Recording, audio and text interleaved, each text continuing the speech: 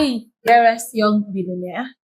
We started a series last time on the book, The Richest Man in Babylon. Do you remember? How many of you followed through? Okay, so we had some fictional characters. For those who haven't seen the first video, for you to understand this video, you have to go back to the first video that was posted. It's about fictional stories of people in Babylon that sought for riches, that started small and grew through the financial cadre.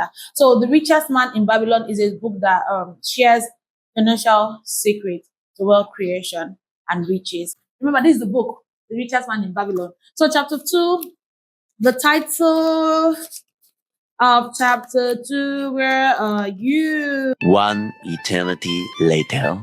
Is actually The Richest Man in Babylon. That is the title of chapter 2. So we'll be introducing another character in chapter 2, and that's Algamish.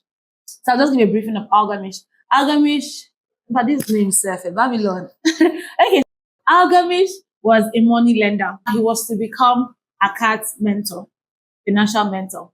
So he brokered an agreement with Algamish. Here was the agreement. He said, okay, I will deliver your work tonight.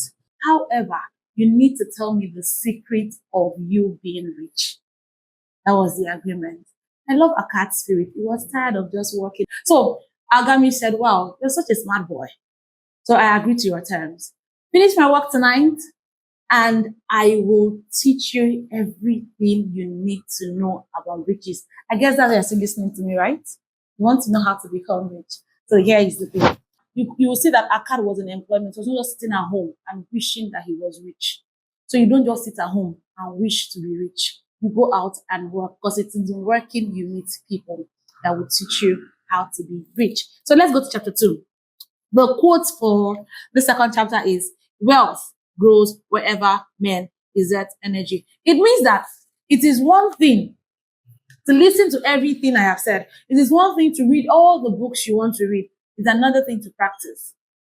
So Akkad, it was Akkad that made this statement, actually telling his friends. Remember in chapter 1, we talked about Kobe and Bansia, and then bringing their other boyhood friends to come and listen to Akkad. So it was time for Akkad to dish out the knowledge, the financial knowledge. So he was telling them, we all grew up together. How is it that we've gotten to this point? I am not richer than you. We all listen to the same master, but I moved a step further. I acted on those things I heard. So practice was the difference for Akkad. So that's my first note. The second note is, the greatest motivation to being wealthy is to never be satisfied with the lot of a poor man. Don't be satisfied with poverty. It is not the best. Don't settle for less. Don't settle for mediocrity. Don't settle for average. You deserve more. You deserve better, and you deserve best.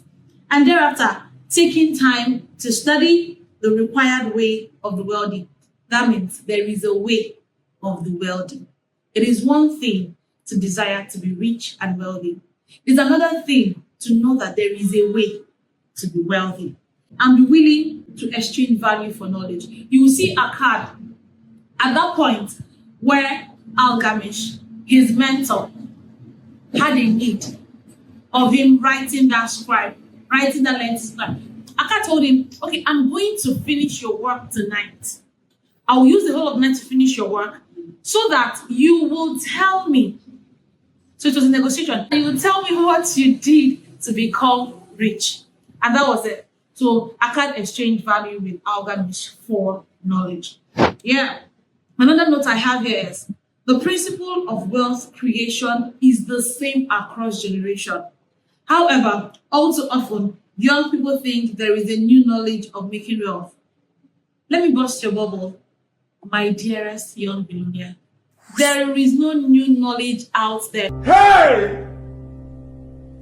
My God. It is the same knowledge. So get close to those people that are already wealthy, to those adults or the young people around you that have attained wealth, or have acquired riches.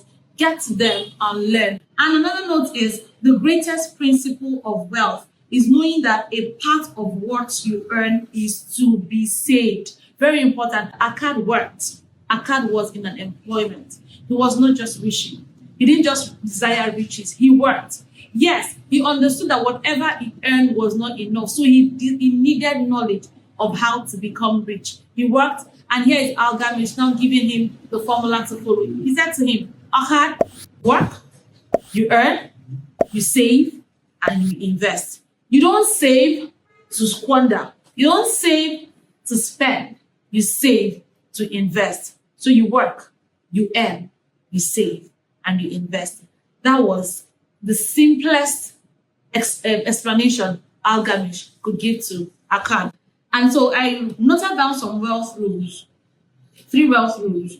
Learn to live upon less than you could earn. Don't live above your means. Don't live above your earnings. Don't borrow to live. Live below whatever you earn. 2, learn to seek advice from those who are competent through their own experiences and qualification. Please don't seek advice from someone who has never tasted riches. In fact, who doesn't have a story. Then 3, learn to make money work for you.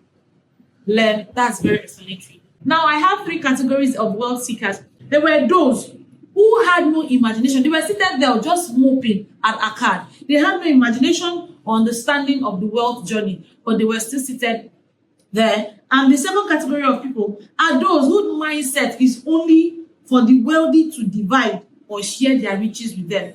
Like, how can Akkad be my friend and he cannot share what he has with me? Must I work? If I have a rich friend, I have everything. If I have a rich father, I have everything. If I have a rich brother, how dare I cannot work? Some people, that is their mindset, and that kind of mindset can take you nowhere. And there are the 2 categories of people: those who seek further learning and act on the knowledge or understanding of wealth creation. I believe those are the people I am talking to. Young billionaire, you are seeking knowledge, and I know that's the reason you're listening to me. Now seek knowledge, understand it, and act on whatever you are hearing.